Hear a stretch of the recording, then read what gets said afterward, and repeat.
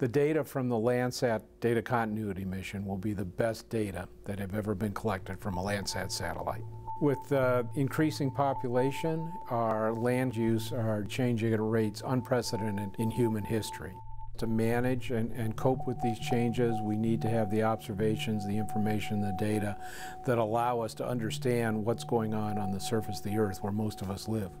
Landsat's been monitoring the surface of the Earth since 1972, tracking resources like farms, forests, and water, and checking every continent, every season, every year. Well, we don't call it the Data Continuity Mission for nothing.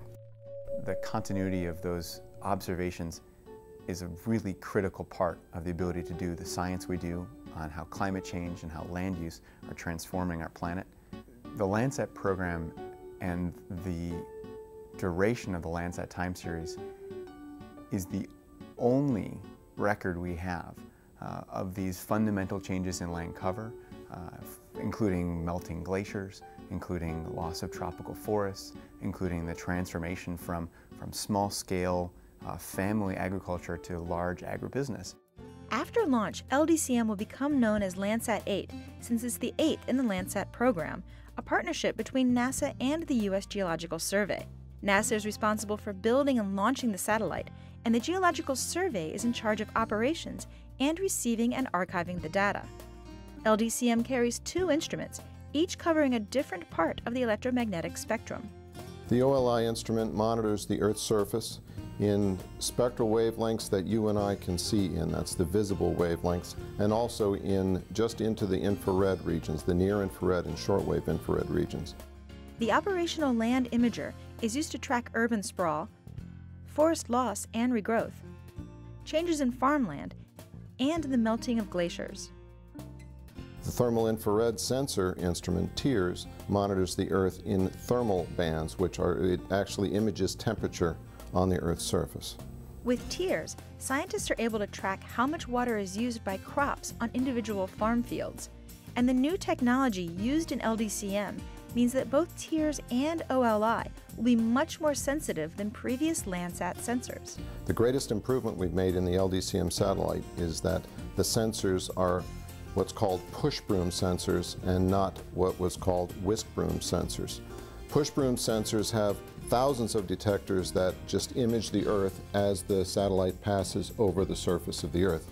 The older Landsat satellites, Landsat 7, Landsat 5, use a whisk broom technology, which is many fewer detectors scanning back and forth with a mechanical scanner.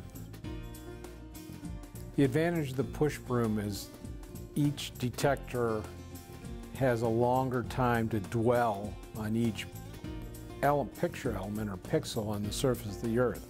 As a consequence, it creates a sensor with a much higher sensitivity expressed as signal-to-noise ratio.